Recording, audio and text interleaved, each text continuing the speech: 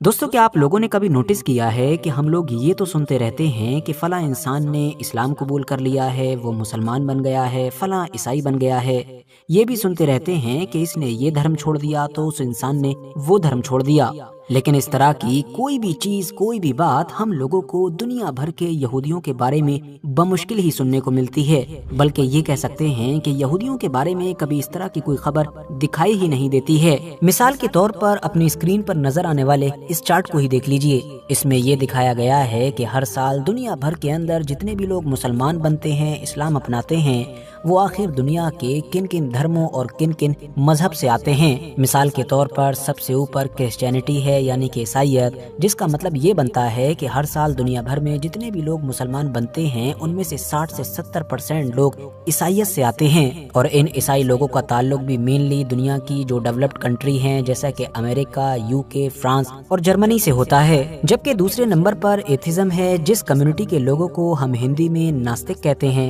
मतलब हर साल दुनिया भर के अंदर इस्लाम अपनाने वाले लोगों में 15% के करीब लोग ऐसे होते हैं कि जिनका बैकग्राउंड एथिज्म का होता है। इसके बाद हिंदुइज्म को मेंशन किया गया है, जो लगभग 5 से 10% बताया जा रहा है। उसके बाद बुद्धिज्म को मेंशन किया गया है, जो लगभग 2 से 5% के करीब है। और सबसे नीचे मौजूद है जूडिज्म, मतलब कि यहूदियत, जो 1% से भी कम है। अब आप में से बहुत सारे लोग ये भी सोच सकते हैं कि जब यहूदियों की टोटल आबादी ही दुनिया में बहुत कम है, 1 करोड़ के करीब है, तो जाहिर सी बात है, चाहे इस्लाम में कन्वर्ट होने का मामला हो या बाकी दूसरे किसी धर्म या रिलीजन में कन्वर्ट होने का भी अगर ग्राफ देखा जाएगा तो उसमें बाकी मज़ाहिब, बाकी धर्मों के मुकाबले में यहूदियों की परसेंटेज कम ही नजर आएगी। वैसे दोस्तों, आप लोगों का ये लॉजिकल रीजन सही भी हो सकता था, लेकिन यहूदियों के केस में ऐसा बिल्कुल भी नहीं है। आखिर यहूदी इस्लाम या दुनिया के बाकी किसी रिलीजन में कन्वर्ट क्यों नहीं होते हैं, इसका जवाब हम लोगों को उनके इतिहास से मिलेगा। RH नेटवर्क की नॉलेजेबल फ्रेंड, सबसे पहले तो आप ये समझ लीजिए कि दुनिया के बाकी धर्मों और मज़ाहिब की तरह जो यहूदियत है वो दरअसल सिर्फ एक मजहब नहीं है,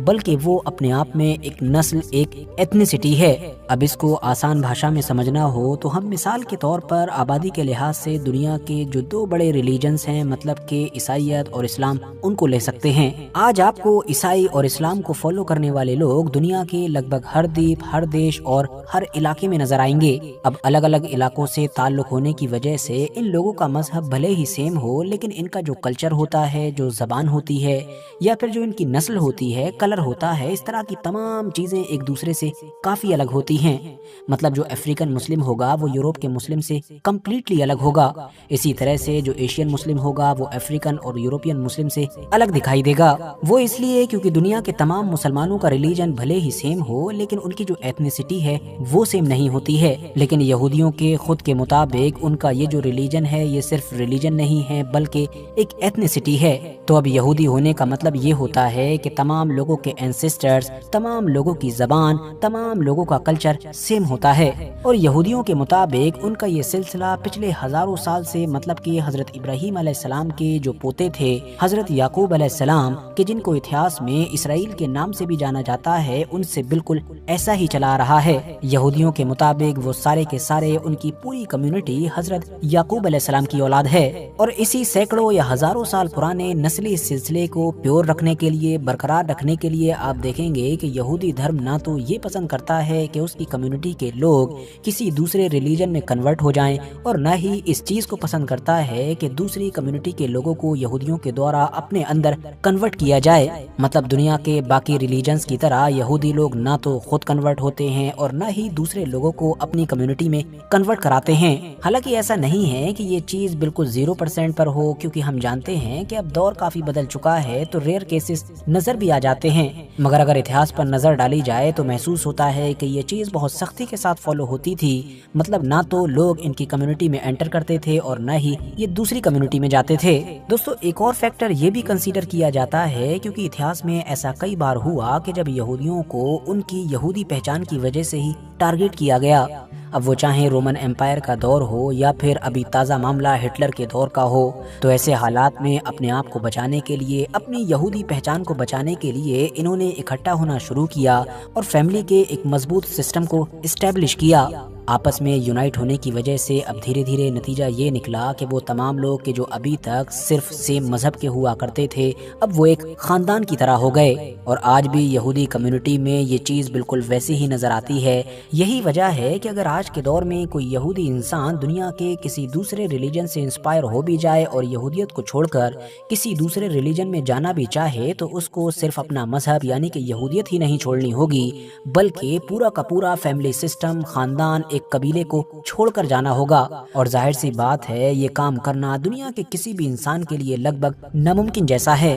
یہی وجہ ہے کہ آج کے دور میں سوشل میڈیا کے اوپر آپ لوگوں کو ایسے بہت سارے لوگ مل جائیں گے کہ جو یہ کہہ رہے ہوں گے کہ I am a Jewish but atheist, مطلب یہ کہ میں ایک جیوش ہوں لیکن ناستک بھی ہوں۔ اب اگر اس چیز کو کسی اور مذہب یا دھرم کے پرسپیکٹو سے دیکھا جائے تو یہ چیز لاجیکلی ممکن ہی نہیں ہے کہ ایک ہی وقت میں کوئی انسان مسلمان بھی ہو اور ناستک ہو، ایک ہی وقت میں کوئی انسان ہندو یا عیسائی بھی ہو اور ناستک بھی ہو، یہ بھلا کیسے ہو سکتا ہے؟ لیکن یہودیوں کے کیس میں یہ بالکل ممکن ہے، اور کیوں ممکن ہے یہ ابھی تک ہم لوگ جان چکے ہیں، کیونکہ یہودیت صرف ایک مذہب ہی نہیں ہے بلکہ ایتھنیسٹی ہے۔ تو جو لوگ بھی یہ کہہ رہے ہوتے ہیں ان کا کہنے کا مطلب یہی ہوتا ہے کہ وہ یہودیت کو ایک مذہب کے طور پر تو اب نہیں مانتے ہیں بلکہ ناستک ہو چکے ہیں، گاڈ میں یقین ہی نہیں رکھتے ہیں، لیکن کیونکہ وہ ایک یہودی کے گھر پر اور یہودی کے طور پر پیدا ہوئے ہیں تو اب اگر وہ چاہیں یا نہ بھی چاہیں تب بھی وہ پہچان ان کے ساتھ مرتے دم تک رہے گی۔ یہاں پر ایک اور فیکٹر یہ بھی کنسیڈر کیا جاتا ہے کہ یہودی لوگ کہ جو آج کے دور میں ایک خاندان کی طرح آپس میں جڑ کر رہتے ہیں، وہ دنیا کے کسی بھی حصے میں رہیں لیکن اپنے بچوں کے لیے بہت کم عمر سے ہی اپنی جو ریلیجیس ایجوکیشن ہے اس کو مانو مینڈیٹری بنا کر رکھتے ہیں۔ مطلب یہ کہ ان کے بچے بہت کم عمر سے ہی اپنے دن کا ایک بڑا حصہ اپنے جو ریلیجیس اسکولز ہوتے ہیں یا مدرسہ یا پھر جو بھی آپ اس کو کہہ سکتے ہیں وہاں پر گزارتے ہیں۔ ایز اے ریزلٹ ان کی اپنی جو زبان ہے مطلب کہ ہبرو، اس پر تو بچوں کی پکڑ بن ہی جاتی ہے، ساتھ ہی ساتھ دنیا کے ہر علاقے میں ان کا کھانا پینا، پہننا، اوڑھنا سب کچھ اپنے جو یہودی کلچر ہے یا یہودی دھرم ہے اس کے اکارڈنگ ہوتا ہے۔ شروع سے ہی ایسے ماحول میں ڈھلنے کی وجہ سے بچہ بڑا ہی ایک کمپلیٹ جیوش آئیڈینٹی کے ساتھ ہوتا ہے۔ یہاں پر جاتے جاتے بھلا چوزن پیپل کا جو کانسیپٹ ہے اس کو کیسے اگنور کیا جا سکتا ہے؟